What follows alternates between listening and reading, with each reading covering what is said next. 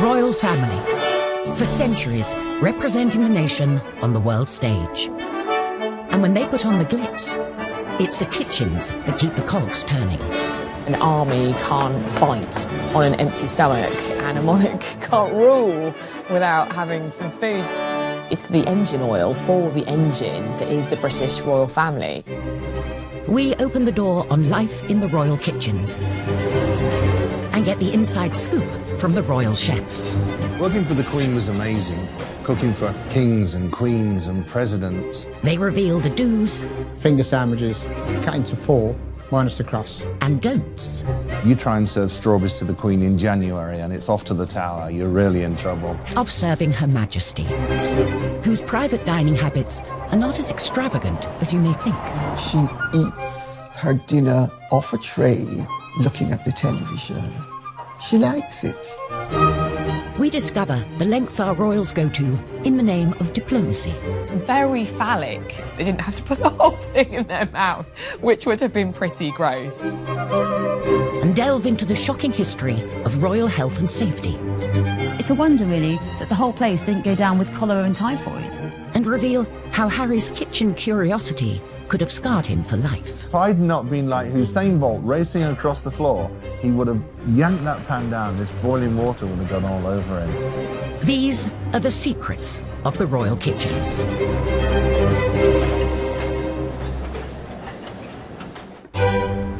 Buckingham Palace, the monarch's official HQ and hub of royal engagements. At its core is the kitchen. A well-oiled machine with the capacity to cater on a mind-boggling scale. Every year, the royal family cater for thousands and thousands of people, and just at Buckingham Palace alone, it's 50,000 people every year. They have this convening power. They bring people together. And a lot of the events at which they do that, food does play a key role. This dinner is always an opportunity for us to come together as friends. With so many mouths to feed, it's no surprise that the royal shopping bill is eye-watering. In 2018, the royal family spent £1.6 million on food. That food will be food for garden parties, will be food for guests who are visiting that the Queen is entertaining. It'll be for the tea that she gives the Prime Minister at their weekly audience. It's a huge amount of money, and, you know, most people's weekly shop is, you know, £50, £100 down the supermarket. It is an extraordinarily little sum for the premier monarchy in the world. And for us to have spent so little money on food shows how completely efficient and streamlined Buckingham Palace and Windsor Castle have become. And nothing is more streamlined and steeped in tradition than a royal state banquet. It's the highlight of any state visit of a visiting head of state to the UK. It's kind of the centrepiece, really. It's a very lavish affair, and preparations will start months before. A glittering state banquet, an occasion fit for the head of state of one of our closest allies. The Queen, of course, as head of state, has a hugely important role in a state visit and a state banquet. Unlike in the United States, the British head of state is not limited to 2 terms of 4 years. And the banquet is an incredibly sort of personal aspect of the visit to her. I certainly know that the Queen has personal involvement in the menu. She consulted and collaborates with her chefs. One of those chefs was Darren Macready, who worked in the royal kitchens for 11 years. Working for the Queen was amazing. Cooking for kings and queens and presidents. When the Queen was holding a state banquet, it was his job to create a menu for the VIP guests. The first thing they take into account is, are there any allergies? Do they not eat shellfish? Does the president not eat broccoli? It's to show the best of British, locally sourced, something that's quite fresh and quite light. They'd only use seasonal fruits in the summer, only use asparagus the right time of the year. Nothing really was imported. And if possible, something off the estate, maybe some salmon from Balmoral or some venison from Sandringham. That attention to detail is selling brand Britain. So both the way it's prepared and what it is speaks volumes. There are 4 courses for the state banquet. There's the starter, which is always fish, the main course, which is always meat, and dessert is a fruit course, and then coffee and petit fours. Darren and his team had their work cut out, making over 600 plates of food for 170 guests.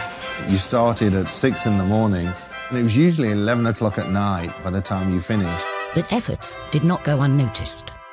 The reward for all those long hours were 2 miniatures of gin, so you could have a gin and tonic, and that was a thank you from the Queen. And when were you supposed to drink your gin and tonic? Not while you were cooking. Before the food is dished up, the table must be laid. The places are measured meticulously, a measuring stick is used. There's 18 inches of space between the centre of one plate and the centre of another. You don't have much space, so you can understand why they try to consolidate each setting. You've got the forks on the left, the knives on the right. The exception to that knife on the right rule is the little bread knife. In restaurants, you're probably used to seeing it actually on the plate, but for state banquets, they've decided to set it above the bread plate like so. There's even a secret system to prevent the Queen's food being tampered with. After everything is plated up, a page chooses at random one of the plates to be served to Her Majesty, so that if anyone did want to poison the monarch, they would have to poison the whole lot. And once the guest's food is served, there are strict rules about how it's eaten. You do not sit down until the Queen sits down. When she starts eating, then you can start eating. And traditionally, you would have to finish eating by the time the Queen would finish eating. So in years gone past, courtiers would be kind of desperately trying to eat their food quite quickly. Queen Victoria was a famous gobbler, so people would often not be finished by the time she was finished. So they had to gobble their food as well. In Western culture, a lot of our dining etiquette is put in place to minimise the awareness that we are eating. It's small mouthfuls, a straight back, hands in the lap when we're not eating. And so with the royal family, they follow these rules in order to focus on building the rapport with the visiting dignitary that's sitting next to them. And for the diners, there are unspoken rules about who you talk to and when. If the Queen is talking to the guest on her right, which will be the visiting head of state, then the other female guest will talk to the person on their right. And then when the Queen switches, then ladies switch and talk to the person on their left. And certain topics of conversation are firmly off the table. Politics is a good thing to avoid. Money is another good thing to avoid. And sex is another good thing to avoid. But just because you can't talk about sex doesn't mean you can't flirt. And to wash all that splendid food down, there's an array of drinks to hand. But they also come with a set of rules. The glass that is closest to you is the glass that is used first. A champagne flute for the toasts. Then the smaller of the wine glasses is for white wine, generally with the fish course. Then a larger wine glass for the red wine, for the main course. And then a small glass for port. And then you have your water glass, and that's always detached from the other glasses because that glass stays on the table throughout the meal, whereas the other glasses will be cleared as the banquet progresses. Despite intimate knowledge of the rulebook, things can still go wrong. Prince Philip uttered blast as his glass dropped to the floor at a state banquet in 2003.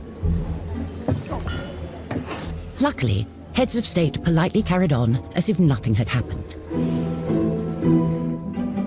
Coming up, we reveal the shocking past of Buckingham Palace's kitchens. It's a wonder, really, that the whole place didn't go down with cholera and typhoid. And uncover how a palace disaster could have scarred Harry for life. If I'd not been like Usain Bolt racing across the floor, he would have yanked that pan down. This boiling water would have gone all over him.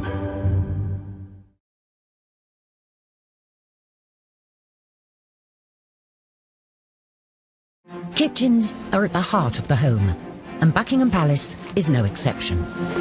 Staffed by dozens of chefs preparing food and drink for the royals throughout the day.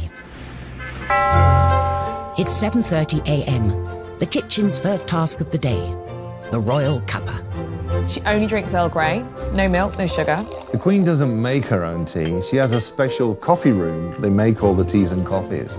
But she would actually pour her own tea when she was eating breakfast on her own. All food created in the royal kitchens is overseen by the Queen.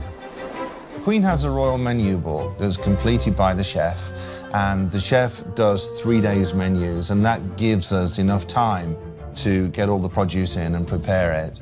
And when the menu book goes up to the Queen, she puts a line through the dishes that she doesn't want. She has a HP pencil, and she'd tick one or add something that she would prefer. If she's out for dinner, she puts a line through the page. And if she's got guests coming, she'll put 2 or 3, so we know that she's entertaining. The Queen has particular tastes that a chef ignores at his peril. She knows what she likes. Nothing too spicy, because she meets that many people. The last thing she wants, I can smell garlic in my breath, or last night's curry. The Queen doesn't eat garlic, and the Queen doesn't serve garlic, because the Queen is concerned that garlic clings to the being, and you can smell it on the breath. If food is offered out of season, heads will roll. You try and serve strawberries to the Queen in January and it's off to the tower, you're really in trouble. 9 a.m. and it's time for breakfast.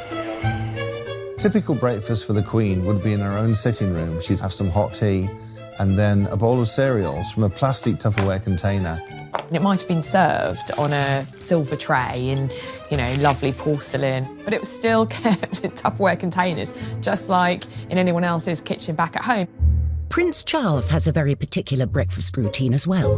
Whenever the Prince of Wales came to stay with the Queen, he always arrived with that hamper of his own produce. And in the kitchen, we'd have jars of bottled plums from the Highgrove garden.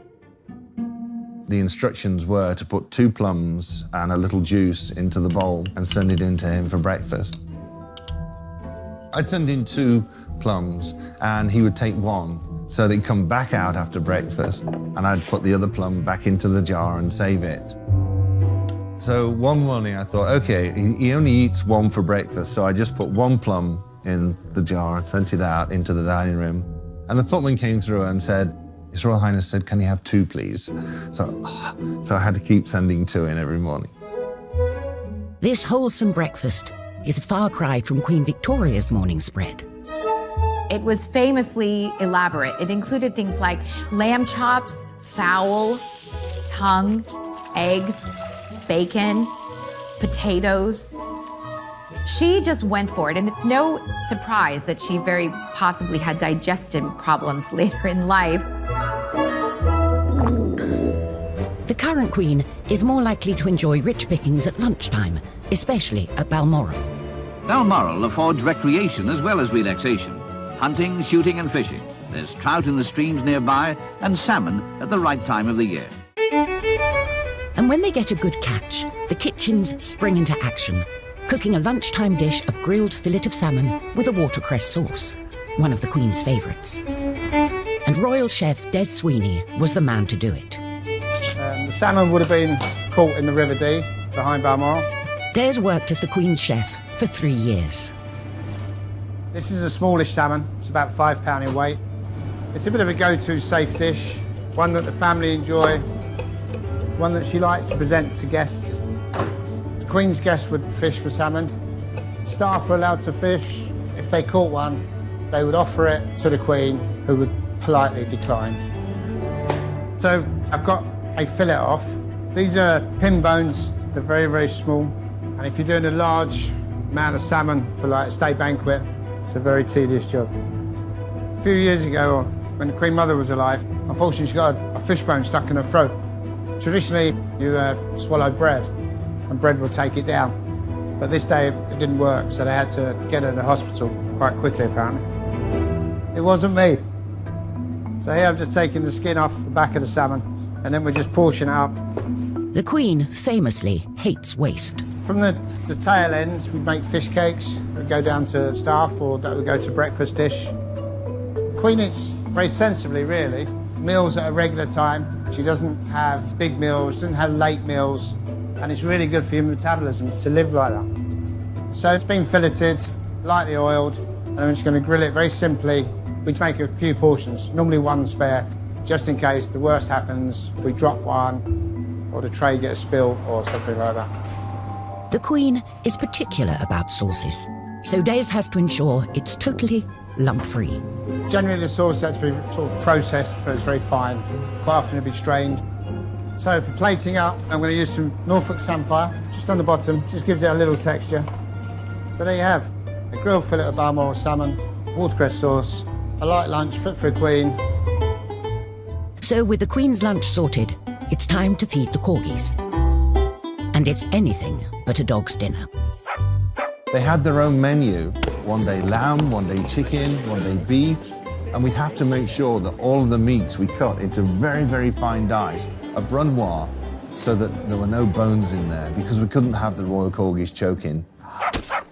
It's 4 o'clock, and we can reveal the Queen's favourite form of refreshment. The absolute sacrosanct part of the Queen's day, she loves afternoon tea. Can I just have a little milk? And actually, I think it's very instructive that when Meghan, Duchess of Sussex, first met the Queen, it was at afternoon tea at Buckingham Palace. Drinking tea as a social ritual has a long-standing royal connection. Catherine of Braganza, wife of King Charles II, brought tea to England from her native Portugal. She drank it daily, and fashionable upper-class ladies flocked to copy her habit.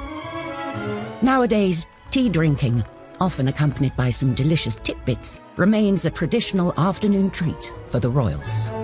Finger sandwiches, so that'd be cucumber, smoked salmon, cream cheese, cut into 4, minus the crust. And then you turn them on the edge and you cut the edge off. So they look like little 50p pieces. And that was how they're presented. Scones every day and some sort of small cake. The Queen does have a sweet tooth. Anything with chocolate in. She particularly likes a chocolate biscuit cake, which is made with McVitie's biscuits. And quite a sweet nod in time spent with his granny. Prince William, actually, for his second wedding cake, chose a chocolate biscuit cake to be served alongside the official kind of fruit cake that he had when he got married to Kate, because he remembered this chocolate biscuit cake from having tea with his granny. Even when it comes to sweet treats, the corgis are not left out. She'll often take one of the scones and just crumble it onto the carpet so that her royal corgis can enjoy afternoon tea with her. Another royal who's reported to enjoy an afternoon tidbit is Prince Charles, although he is said to have rather precise requests. There's a great story about how he likes his eggs at 4 minutes exactly. So the kitchen staff frequently has several pots of eggs boiling, so that when he does come in after a day's hunt, there's one egg that's been boiled at precisely 4 minutes that he would like to eat. His head of communications has absolutely denied this story. Often when we hear stories about lavish demands from the royals, sometimes staff are anticipating what the royal might want. He might not even know that there were, 4 different pans of water on the boil with all these eggs being prepared just in case. 7 p.m, it's gin o'clock. When you are the head of state of 16 countries, you might feel the need for a stiff drink. A drink was gin and Dubonnet. On a big function, there would always be gin and Dubonnet on most of the trays, just in case. You should have to put a hand up and say, "Can I get a drink, please?" When she's off duty, there is reportedly one element of the Queen's private dining that may feel familiar to many of us. She eats her dinner off a tray, looking at the television. She likes it. It's homely, it's cosy, it's comfortable. And to polish off dinner... Most days, there'd be a fruit bowl go up. Queen was a big fan of fresh fruit, especially stuff that was grown locally. And eating fruit has a particular method. Now, this is how the Queen would eat a banana. We don't peel it like a primate. Instead, using the fork, we hold it in place and cut off one end. Then we cut off the other end. And then we turn the knife on its side and go into the skin like so, and then prising it open, and then cut a little bit off and eat like so. But there are times when the royals need to pop out for a treat that really hits the spot. It's the best thing I've eaten for a very long time. Can I pause you on that? Absolutely. Fast foods were also tempting for the royal princess. William and Harry, they loved pizzas, burgers. They loved me to cook them burgers. I remember coming into work one morning and Nanny had asked for roasted chicken and she wanted lots of green vegetables served with it too. Well, I think William or Harry must have looked at the menu and thought, we don't want that. When I came in the evening, there was a note on my desk and it said, Darren, please give the boys pizza for dinner tonight, signed Jess. I looked at it and thought, why is this in the writing of a 5-year-old? And then I realised who'd written it. They actually got the roasted chicken. I was scared of the nanny. The boys' love of food nearly got one of them into serious trouble. I was cooking spaghetti bolognese for them. I had a big pan of water on the stove. And Prince Harry came over and I just happened to turn and look and he put his hand up on the pan and said, what's in here? And if I'd not been like Usain Bolt racing across the floor, he would have yanked that pan down. This boiling water would have gone all over him. Oh, that was a scary day. The modern royal kitchen is hot on health and safety, but that wasn't always the case. Kate Williams has come to the National Archives to expose a shocking state of affairs. When Victoria turned 18, she became queen and moved from Kensington Palace to Buckingham Palace. But Buckingham Palace had been neglected for 7 years, and almost immediately after the Queen moved in, there started to be complaints about the unholy stink. An investigative scientist was put on the case. What I've got here is this amazing report that was made by Dr. Liam Playfair in 1845. He says that what he's been asked to do is look into the evil complained of and ascertaining the causes which vitiate the air in that building. As he says here, the smells in the palace are so powerful as to produce nausea and feelings of sickness. And I think there had been some perception that perhaps it was the fires or the gas lights that had caused this horrible atmosphere. No, he said, the main evil is the kitchen. He says, I'm reminding you that one of the largest sewers in the world runs unfortunately through the precincts of the palace. Actually, it ran under the kitchens, and I'm afraid to say it was also leaking. So the sewage was coming through the kitchen floor. If this wasn't bad enough, there were a lot of unsanitary practices in the kitchens, including piling up the rubbish in the dustbins, which were, he says, filled with garbage of a very bad description. And next to them were urinals for the use of the male servants without a flow of water. You can't flush them. And actually, he's really quite rude about the palace. He says, I could not have believed it credible that such an extraordinary instance of scientific ignorance existed in any building in the present day. He cannot believe it. So you've got a potent combination here of rubbish, of unsanitary practices, and of disgusting sewage. They are all eating food in these incredibly unsanitary conditions. It's a wonder, really, that the whole place didn't go down with cholera and typhoid. Coming up, a right royal mix-up in the kitchen. I said, the gardener wants to speak to you. And he went back upstairs and I walked with him and he said, oh, good morning, Royal Highness. And I thought, it's not the gardener. And Kate and William are faced with a rather phallic diplomatic dilemma. Try a bit, think of England, carry on. They didn't have to put the whole thing in their mouth, which would have been pretty gross.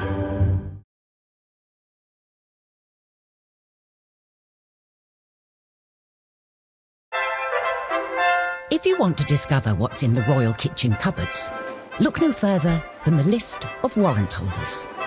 Royal warrants are essentially a mark of recognition to businesses that have supplied goods or services to either the Queen, the Duke of Edinburgh, or the Prince of Wales. More than 100 of them are food and drink businesses. Everything from companies who make baked beans, fishmongers, to champagne producers. Kellogg's has a royal warrant, Schweppes has a royal warrant. Cadbury's. Fortnum & Mason has been filling the royal shopping trolley since the 18th century. They say that Fortnum & Mason is the royal grocer. It was the sweet stall that was a focus for the duchesses. Can I have a turnip? Yeah, of course, please. It's not to be confused with freebies. The royal warrant recipients are not necessarily providing free swag to the royal family. They're just preferred suppliers. And brands need to have supplied a royal household for 5 years. Then they can upgrade their packaging. When a business is granted a royal warrant, that allows them the opportunity to display a royal coat of arms on their packaging. Obviously, that's a huge accolade. But like all of us, royal tastes can change. Sometimes royal warrants can be revoked just because the royals have decided that they've gone off something. So Carr's Water Biscuits, which used to supply cheese biscuits to the royal family, they reapplied for their warrant and it wasn't granted because the royals had just gone off them. Down the road from the Queen's Scottish residence, Balmoral, is a company that has been supplying the monarchy for generations. A whisky distillery, first granted a warrant by Prince Albert in 1848. On a recent visit, Prince Charles got stuck in, checking the goods were still worthy of this honour. We just got and then we were getting apples and pears, particularly tin pears. With a nod of approval given, it's back to Balmoral, where the kitchens are gearing up for a visit. Chef Darren McGrady accompanied the royals on several trips, and it's safe to say they don't pack lightly. All the equipment would go from Buckingham Palace. Knives, spoons, ladles, pots, pans, dishes, everything would go up to Balmoral Castle. It took lots and lots of planning. You had to make sure that all the food was ordered to go into Balmoral Castle, where we were going for 4, 6, 8 weeks. And although the kitchen staff and equipment are the same, the royals like to muck in. Prince Philip loves to cook 3, 4, 5 nights a week. They would actually go off and barbecue in the hills. That's when the royal family liked to sort of relax and let their hair down. Once the trappings and routine of royalty are quietly laid aside, the few precious unwinding weeks at Balmoral are a time too for a gathering of strength for the year ahead. The job of being royal is strenuous. Prince Philip was very interested in food, and he'd come down and help choose the ingredients for the barbecue. And the Queen used to put the salad together. Food is still chopped up in the kitchens, so all they have to do is mix it up. For us, it was good. It was more like a night off. Still served on nice china, it's still served on nice silver, but they serve it themselves. And then afterwards, the Queen would actually rinse and scrape the dishes. I mean, imagine that. However, some felt it wasn't fitting for the Queen to be getting her hands dirty. Once when Mrs. Thatcher was up at Balmoral, she noticed that the Queen was doing the washing up without gloves. So Mrs. Thatcher went and bought her some rubber gloves and sent them to her, which was rather sweet. That's the sort of present that she would love. It wasn't just gifts that arrived unexpectedly. I was in the kitchen, I was on my own in there. And this old man walked in. And he was wearing tatty old clothes and he'd got this cardigan on with the arms all worn out. And he said, "Where's the chef?" And I said, "I'll just get him for you, sir." And I went down and found the head chef and I said, "The gardener wants to speak to you." And he went back upstairs and I walked with him.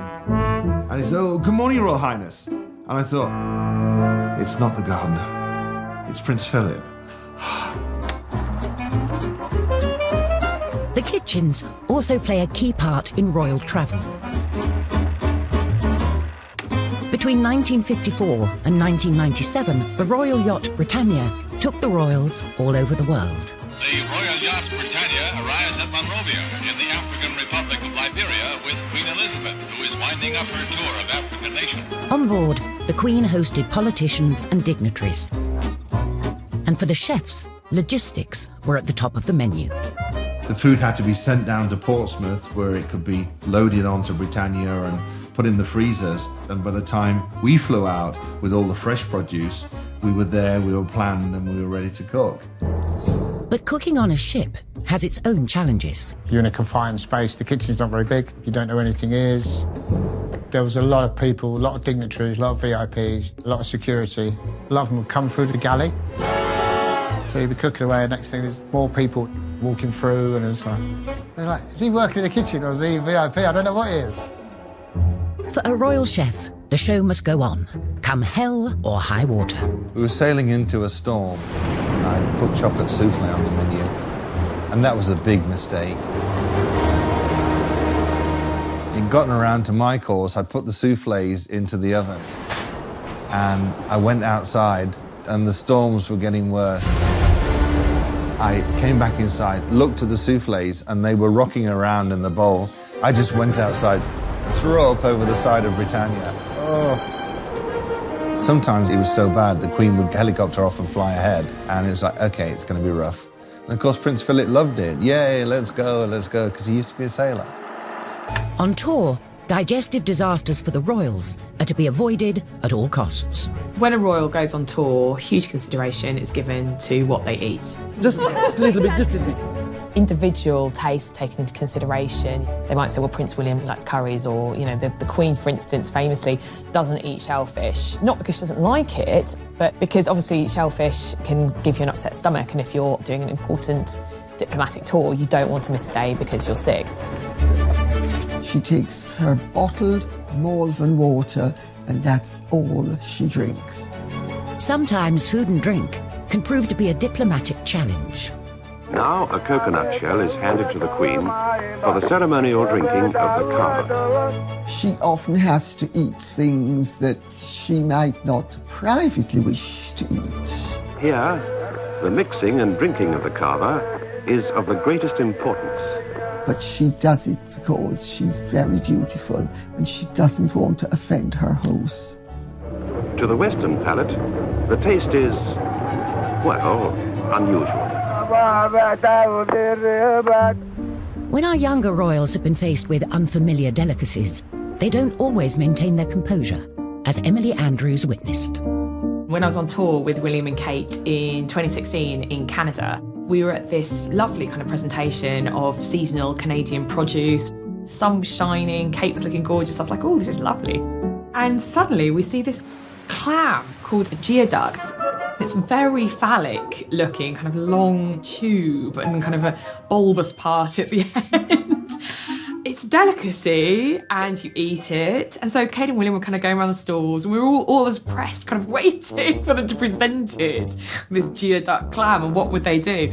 And bless them, they both tried it. They managed to stifle any kind of giggles. There was a slight giggle from Kate. So the etiquette there would just be to pick up the food item, have a little nibble, make some polite remark, and then place it down. Try a bit, think of England, carry on. I think they had a chopped up bit. They didn't have to put the whole thing in their mouth, which would have been pretty gross.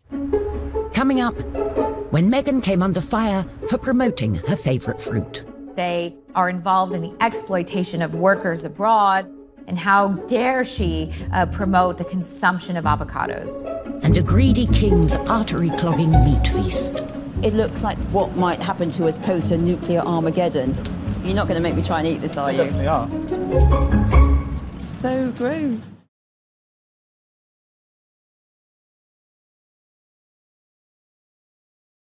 Whether it's hosting a state banquet or barbecuing in Balmoral, the royal requirements are the same. Produce must be locally sourced and sustainable. It's an attitude that now seems surprisingly modern. They were long into seasonal food, long before high street, supermarkets, restaurants, because they understood produce and where it came from. For Prince Charles, this interest in how food was grown became a passion. He introduced organic food into all the royal palaces. I mean, apparently he used to turn up at Sandringham kind of literally with armfuls of organic produce from Highgrove, his personal house in Gloucestershire, and Prince Philip was like, what's this? So Charles's kind of, funny little habits. Prince Charles is notorious in country house circles for when he comes to stay, he often brings his own food. Not everybody thinks it's a good thing to do, but people put up with it. It's one of his eccentricities. Prince Charles was mercilessly mocked when he professed his love of organic food. He believed and saw very early on the damage that pesticides could cause. Organic farming delivers the highest quality, best tasting food produced without artificial chemicals or genetic modification. He was very instrumental in pioneering in creating a garden that was pesticide free. In 1990, Prince Charles established Duchy Originals, a brand through which to sell organic produce grown on his Highgrove estate. Charles really was a bit of a groundbreaker because he was championing organic food and sustainability before it was particularly fashionable. Years later, and the brand has gone mainstream. I think back to 19 years ago when we launched the first oat biscuit, and there were huge headlines saying a shop soiled royal. So in an even more soiled capacity, I'm here today just to say nothing could give me greater pleasure than to unveil this. Sales of Duchy Originals at Waitrose have now exceeded £1 billion and also raised £27 million for his charitable foundation. So he's clearly very pleased about that. A newer member of the royal family has also used food to champion a good cause, in kitchens far removed from royal palaces. Before Meghan even joined the royal family, she was making private visits to the women of the Hub community kitchen where women had gathered to cook for the community. This is the one project Meghan has made her own. The community kitchen in the shadow of Grenfell Tower that Duchess of Sussex has been coming to for many months. And she said how she instantly felt very at home and very welcomed by that community. And a big part of that was this sort of common love of food. It was clear Meghan has a strong bond with the women who come here. She comes and laughs with us, and then she knows about our family, we know about her, so it's nice. And she came up with the idea of making a cookbook.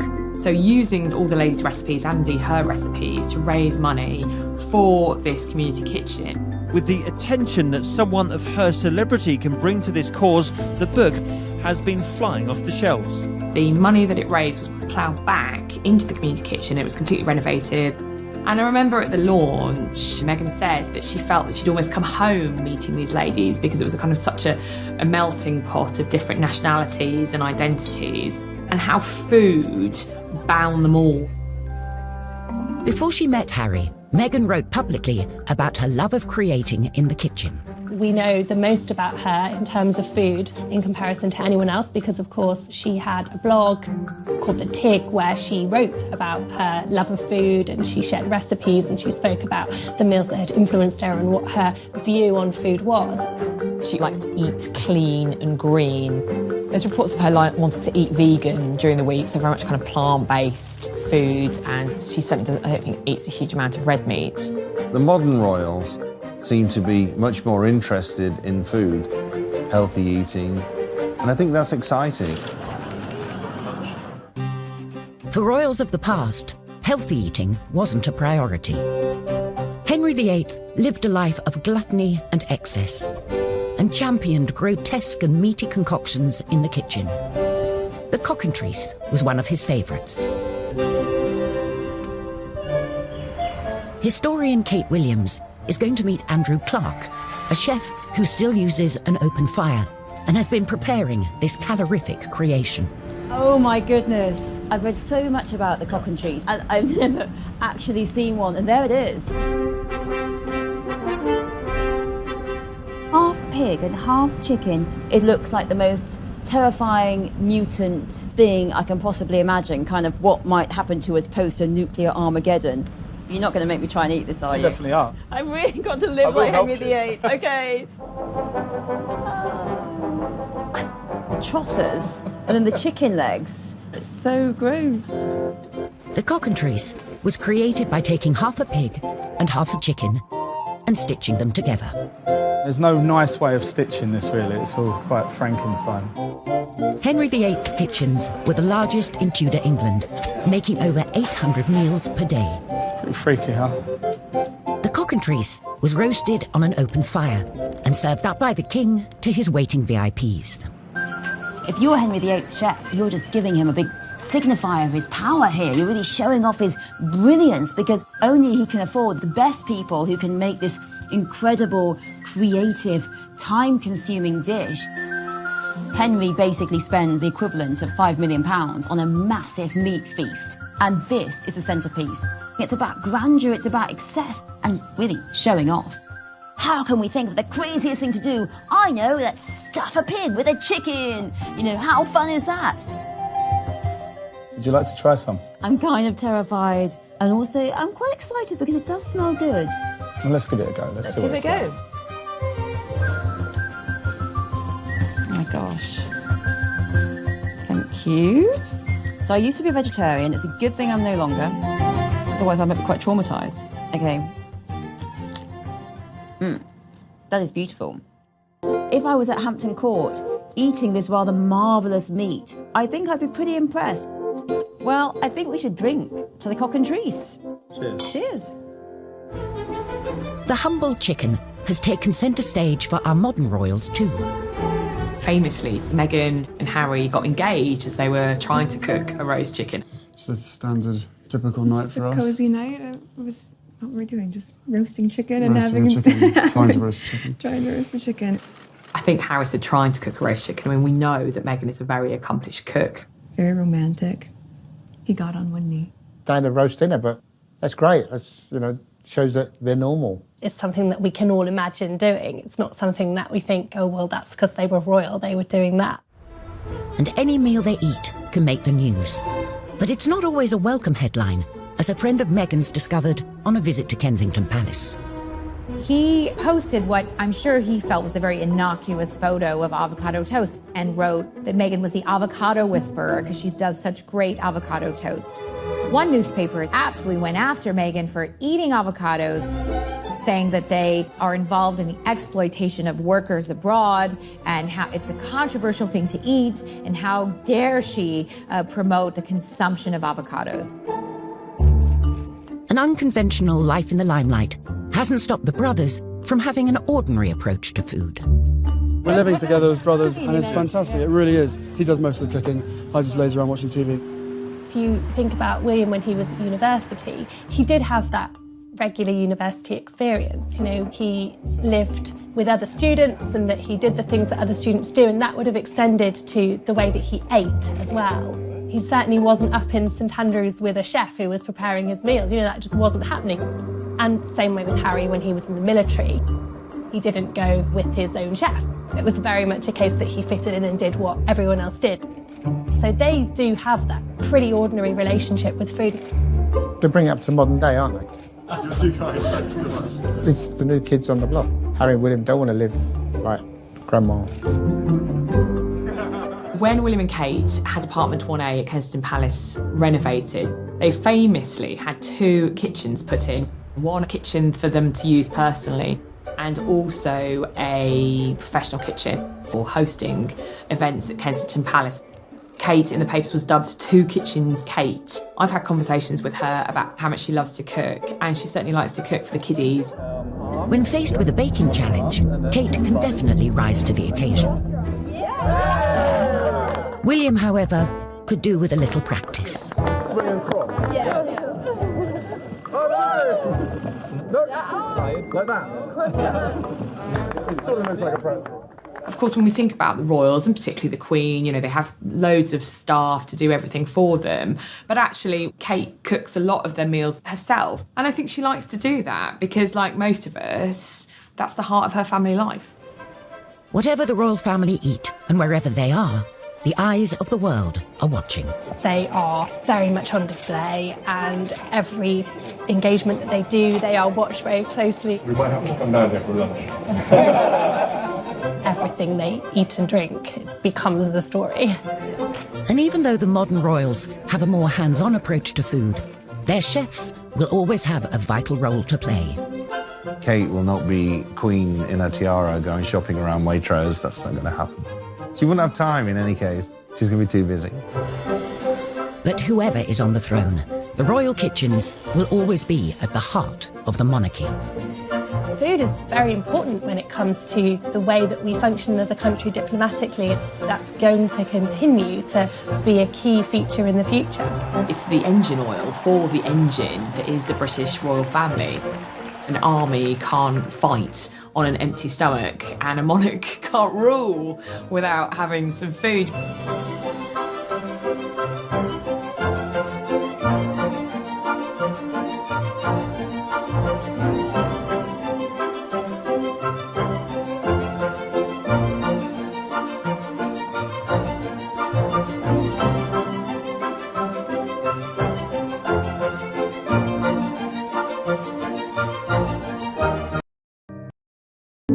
For it, and it's no surprise that she very possibly had digestive problems later in life.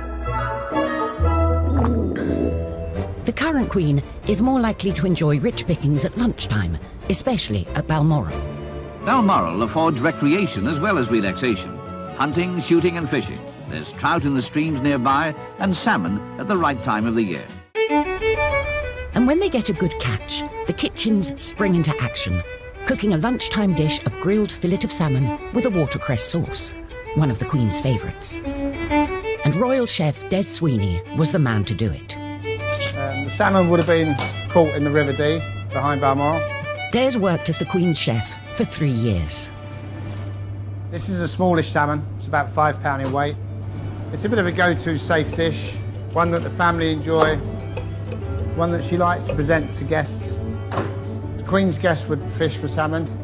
Staff are allowed to fish. If they caught one, they would offer it to the Queen, who would politely decline. So I've got a fillet off. These are pin bones. They're very, very small. And if you're doing a large amount of salmon for like a state banquet, it's a very tedious job. A few years ago, when the Queen Mother was alive, unfortunately she got a fish bone stuck in her throat. Traditionally, you swallow bread, and bread will take it down. But this day, it didn't work, so they had to get her to the hospital.